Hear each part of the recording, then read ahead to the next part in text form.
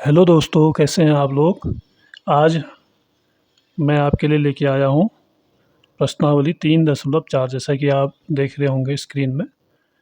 प्रश्नावली 3.4 आज हम करेंगे। इससे पहले की जो प्रश्नावलियाँ हैं उनके सारे पार्ट हल करके हमने प्ले लिस्ट में डाल दिए हैं। अगर आप प्ले लिस्ट खोलते हैं तो उसमें एक एक करके सारे पार्ट आपको उपलब्ध हो जाएंगे।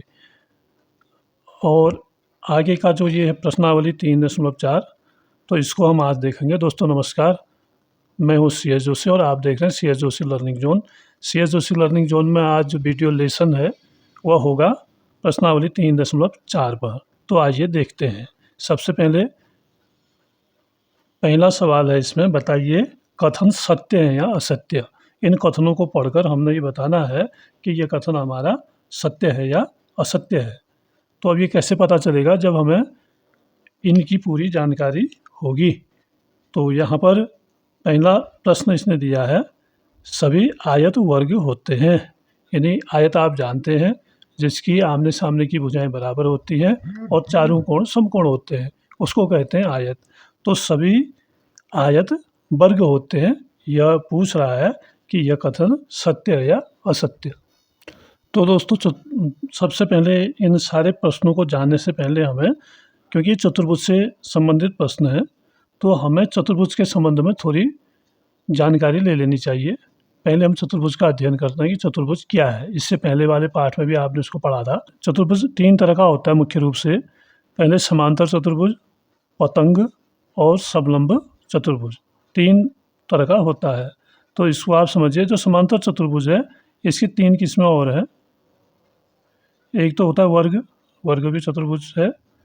और दूसरा होता है समचतुर्भुज,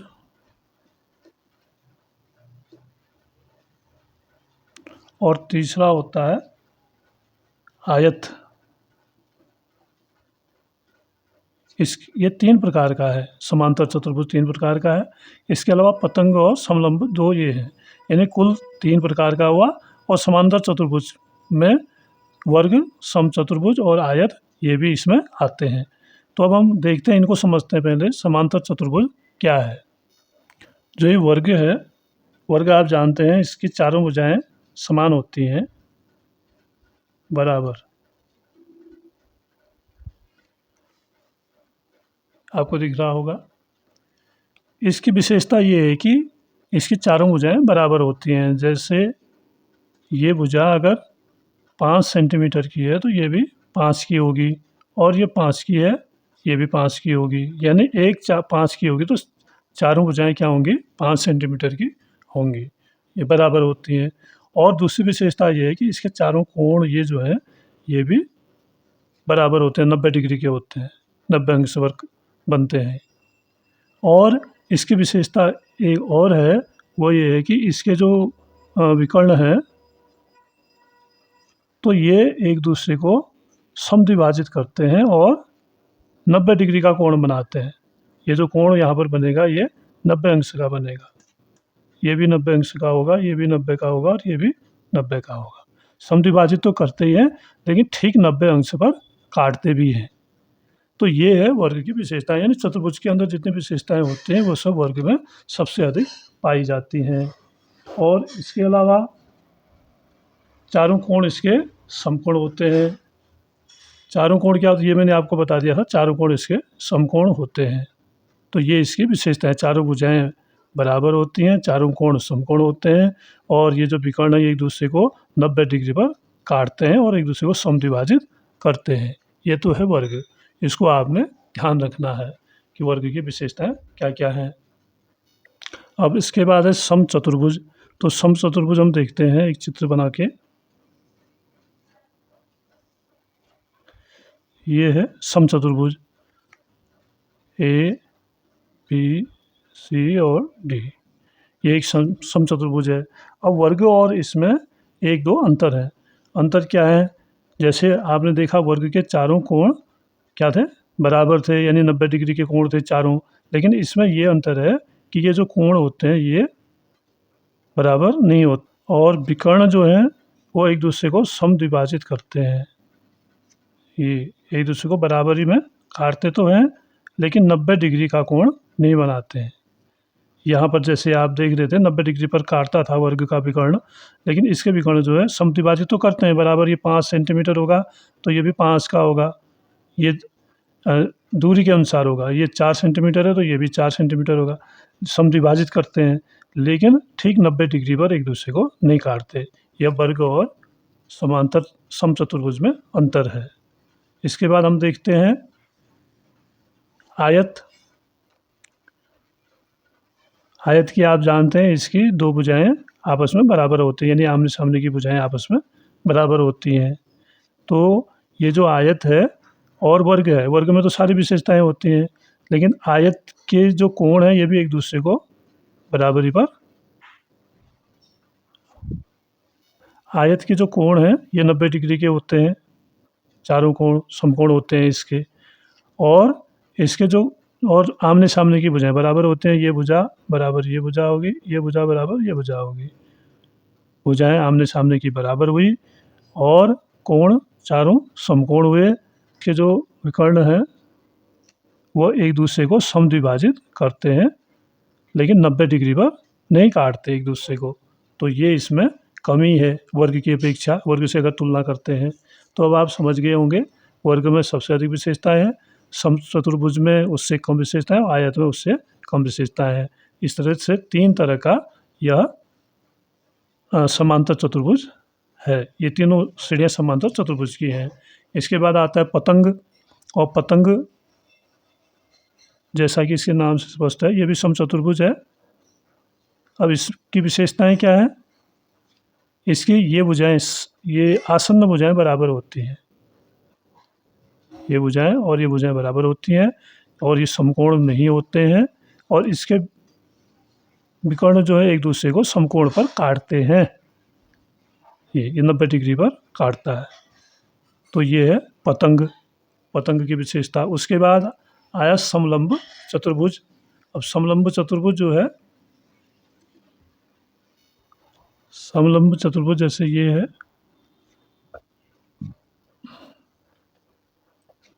इसमें दो भुजाएं समांतर होती हैं। ये समांतर, उनके बीच में अंतर समान होता है, जैसे इस रेखा और इस रेखा, इस लाइन के बीच में अंतर समान है, लेकिन इनके बीच में अंतर इधर कम होते जाएगा, इधर बढ़ते जाएगा। तो ये इसमें एक खूबी है। इसके अलावा भुजाएं आपस में बराबर नहीं होती हैं। ये जो भुजाएं हैं ये भी आपस में बराबर नहीं होती हैं, एक भी भुजा इसमें बराबर नहीं होती। समांतर होते हैं लेकिन भुजाएं आपस में बराबर नहीं होते हैं, और समकोण भी नहीं बनाते हैं। चलो देखते हैं अब प्रश्नों को। ये है बताइए कथन सत्य या असत्य। ये है सभी आयत वर्ग होते हैं। अब सभी वर्ग आयत होते हैं होता तो ये सही होता है, क्योंकि इसमें वर्ग में अधिक गुण होते हैं, अधिक विशेषताएं होती हैं, और आयत में कम होती हैं। तो ये क्या है, अपने आप में असत्य है। तो यहाँ पर हम लिख देंगे असत्य। उसके बाद है सभी समचतुर्भुज समांतर चतुर्भुज होते हैं। सभी जितने समचतुर्भुज होते हैं वो समांतर चतुर्भुज होते हैं, क्योंकि उनकी विशेषताएं समचतुर्भुज में अधिक गुण होते हैं और समांतर में कम होते हैं। तो उस हिसाब से सभी समचतुर्भुज क्या होंगे, समांतर चतुर्भुज होंगे। ये है सत्य। फिर सी है सभी वर्ग समचतुर्भुज और आयत भी होते हैं। सभी जो वर्ग हैं वो, अब क्योंकि वर्ग में तो सबसे अधिक गुण होते हैं, उतने समचतुर्भुज में होते हैं ना आयत में होते हैं। तो ये सारे जो है सभी वर्ग जो हैं समचतुर्भुज भी होते हैं और आयत भी हो सकते हैं। ये भी सत्य कथन है। फिर है सभी वर्ग समांतर चतुर्भुज नहीं होते। सभी वर्ग जो हैं वो समांतर चतुर्भुज नहीं होते, ऐसा ये पूछ रहा है। तो ये है असत्य, क्योंकि इसने लिखा है सभी वर्ग समांतर चतुर्भुज नहीं होते हैं, नहीं दे दिया इसने, तो इस हिसाब से ये क्या हो गया, अगर ये नहीं होता तो ये फिर सही होता। सभी वर्ग समांतर चतुर्भुज होते हैं, उस हिसाब से सही था। तो यहाँ पर हम इसको क्या दे देंगे, असत्य।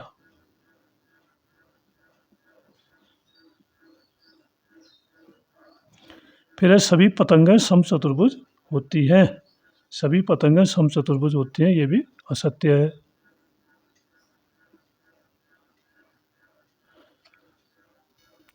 क्योंकि समचतुर्भुज जो पतंगे हैं, पतंगों के कर्ण जो है एक दूसरे को 90 डिग्री पर काटते हैं, और समचतुर्भुज जो है उसमें चारों कोण समकोण नहीं होते हैं, और कर्ण क्या करते हैं, समद्विभाजित तो करते हैं पर समकोण पर नहीं काटते। तो ये इनके अंतर हैं। तो सभी पतंगें समचतुर्भुज नहीं होती हैं, यह सत्य हो गया। फिर है सभी समचतुर्भुज पतंग होते हैं, सभी समचतुर्भुज पतंग होते हैं, ये सही है। फिर है जी, सभी समांतर चतुर्भुज समलंब होते हैं, समांतर चतुर्भुज जितने भी हैं वो समलंब होते हैं, ये सत्य कथन है। और एच है, सभी वर्ग समलंब होते हैं, सभी वर्ग जो है वो समलंब होते हैं। वर्ग में तो सबसे अधिक क्वालिटी है, यानी जो हमने इसका वर्गीकरण अभी यहाँ पर किया था, तो उस हिसाब से अगर हम देखें तो जो पहले आते हैं उनको, जैसे हमने क्या किया था, चतुर्भुज के जो प्रकार लिखे थे, सबसे पहले उसमें वर्ग लिखा था। मैं इसको आपको बता देता हूँ। सबसे पहले वर्ग, और वर्ग के बाद आया था हमारा समचतुर्भुज,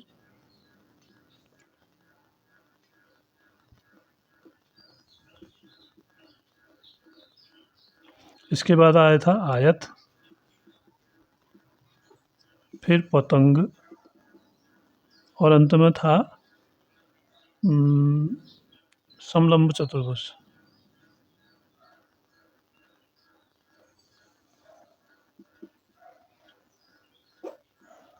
तो अब इसमें ये विशेषताओं के अनुसार लिखे गए हैं। सबसे ज़्यादा विशेषताएं वर्ग में होती हैं, उससे कम समचतुर्भुज में, उससे कम आयत में, उससे कम पतंग में, और सबसे कम समलंब चतुर्भुज में, समांतर चतुर्भुज में जिसको कहते हैं। तो इसमें अगर ये चीज़ पहले आती है, वर्ग, वर्ग वाली चीज़ पहले आती है, अन्य चीज़ें बाद में लिखी जाती हैं। यहाँ पर जैसे लिखा हुआ है ना, सभी आयत वर्ग होती है। अब ये उल्टा हो गया, वर्ग को पहले होता, आयत बाद में होता, तो तब ये कथन सत्य होता है। तो क्योंकि वर्ग में तो सारी विशेषताएं होती हैं, और वर्ग को पहले होना चाहिए था सही होने के लिए, लेकिन अगर ऐसे लिखा गया तो इस हिसाब से ये असत्य होगा। और यहाँ पर आप देख रहे हैं समचतुर्भुज समांतर चतुर्भुज होते हैं। अब समचतुर्भुज कहाँ पर आता है, दूसरे नंबर पर है, और समांतर चतुर्भुज कहाँ आता है, यहाँ पर है, समलंब या समांतर चतुर्भुज। तो इस हिसाब से ये कथन क्या है, सत्य है। और फिर ऐसे ही वर्ग समचतुर्भुज आयत होते हैं। देखिए वर्ग पहले है तो ये कथन सत्य है। अगर इस क्रम में ये आते हैं तो उस हिसाब से आपको इसे देखना है। फिर यहाँ पर भी सभी वर्ग समांतर चतुर्भुज नहीं है होता है, तब ये असत्य नहीं लिखा है, तो इसलिए असत्य है। और सभी पतंगें समचतुर्भुज होती हैं, तो ये भी असत्य है, क्योंकि पतंगें इधर है और समचतुर्भुज इधर है। तो अगर ये पहले आता, ये बाद में आता, तब सत्य। अगर ये पहले आएंगे और ये बाद में आएंगे तो कथन असत्य होगा। इसी प्रकार यहाँ पर है, सभी समांतर चतुर्भुज समलंब होते हैं, समांतर चतुर्भुज समलंब चतुर्भुज, तो ये कथन सत्य है। फिर है सभी वर्ग समलंब होते हैं। देखिए वर्ग सबसे पहले है और समलंब सबसे बाद में है, तो ये कथन भी क्या होगा, सत्य होगा। तो अगर आप इस तथ्य को याद कर लेंगे, इनको ऐसे इनके नाम याद कर लेंगे, तो वो ऑटोमेटिकली आपको सत्य और असत्य का पता चल जाएगा। यानी ये चीज़ें क्वालिटी के अनुसार लिखी हैं। ये सबसे सुपर क्वालिटी का है, फिर उससे कम ये है, फिर उससे कम ये है, उससे कम विशेषताएं इसमें होती हैं और इसमें सबसे कम होती हैं। तो ये वाले तो ये हो सकते हैं, लेकिन ये वाले कम क्वालिटी वाले अधिक क्वालिटी की जगह पर आएंगे तो वो अपने आप में गलत हो जाएगा। अब दोस्तों दूसरा प्रश्न है, प्रश्न नंबर 2, उन सभी चतुर्भुजों की पहचान कीजिए जिनमें नंबर ए, चारों भुजाएं बराबर लंबाई की हों। जिसमें चारों भुजाएं बराबर लंबाई की हों, उस आकृति को हमने बताना है। अब चारों भुजाएं किस किस में होती हैं बराबर लंबाई की? एक तो वर्ग में होती हैं चारों भुजाएं, और चारों कोण समकोण, ये वर्ग की विशेषता है। तो नंबर 1 लिखेंगे हम वर्ग, और नंबर 2 लिखेंगे हम समचतुर्भुज। समचतुर्भुज में भी चारों भुजाएं बराबर होती हैं। और इसी का बी है चार कोण समकोण हो। अब चार कोण भी समकोण किस में होते हैं? एक तो वर्ग में ही होते हैं, एक उसकी परिभाषा में ही होता है जिसकी चारों भुजाएं बराबर और चार कोण समकोण हो। तो एक तो ये आएगा वर्ग, और दूसरा आयत में भी ये बराबर होती है। आयत में भी चारों कोण क्या होते हैं? समकोण होते हैं। तो ये तो आपको मालूम ही है। तो इसके बाद हम अगला प्रश्न देखते हैं, प्रश्न नंबर 3। पहला है एक चतुर्भुज है। एक चतुर्भुज क्या है? कैसे एक वर्ग है, ये हमने बताना है। चतुर्भुज और वर्ग कैसे एक जैसे हैं, ये हमने बताना है। तो चतुर्भुज जो है चारों भुजाएं इसमें बराबर होती हैं। जैसे वर्ग की चारों भुजाएं बराबर होती हैं, तो इसकी भी चारों भुजाएं बराबर होती हैं। चारों भुजाएं बराबर होती हैं। चारों भुजाएं इसकी बराबर होती हैं, इसलिए ये जो है एक वर्ग है। फिर है एक समांतर चतुर्भुज। एक समांतर चतुर्भुज कैसे वर्ग है, ये हमने यहाँ पर बताना है।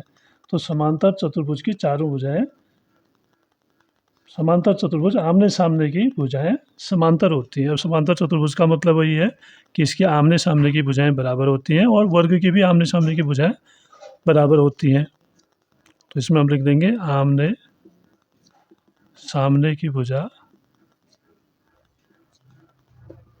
बराबर होती हैं।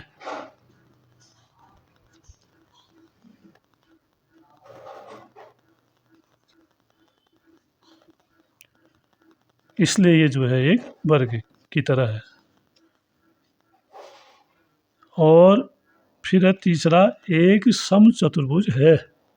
एक समचतुर्भुज है। समचतुर्भुज की आमने सामने की भुजाएं बराबर होती हैं। ये तो समांतर चतुर्भुज है। अब समचतुर्भुज का ये है कि वर्ग की चारों भुजाएं समान तथा सम्मुख कोण एक समचतुर्भुज है। अब एक वर्ग कैसे एक समचतुर्भुज है, इसके लिए हम देखेंगे कि वर्ग की जो होती चारों भुजाएं समान होती हैं, और जो सम्मुख भुजाएं होती हैं उनका अंतर भी समान होता है। तो इसलिए समचतुर्भुज एक वर्ग जो है एक समचतुर्भुज की तरह है। क्यों? क्योंकि वर्ग की चारों भुजाएं समान होती हैं।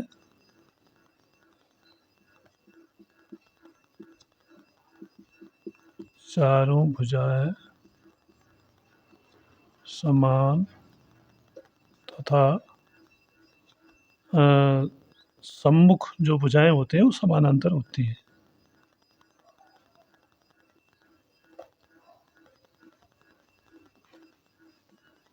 सम्मुख भुजाएं समानांतर होती हैं।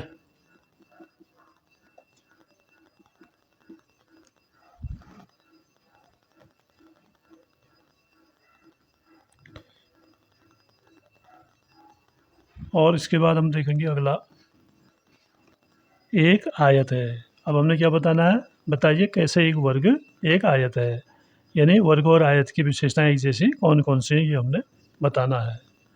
तो क्या क्या होता है वर्ग और आयत में? चारों कोण इस दोनों में एक समान होते हैं, समकोण होते हैं, और चारों कोण समकोण होते हैं, और आमने सामने की भुजाएं भी बराबर होती हैं। चारों भुजाएं चाहे समान नहीं होती आयत में, लेकिन आमने सामने की भुजाएं समान होती है। तो मेन चीज़ यही है कि चारों कोण दोनों में समकोण होते हैं। चारों कोण समकोण होते हैं।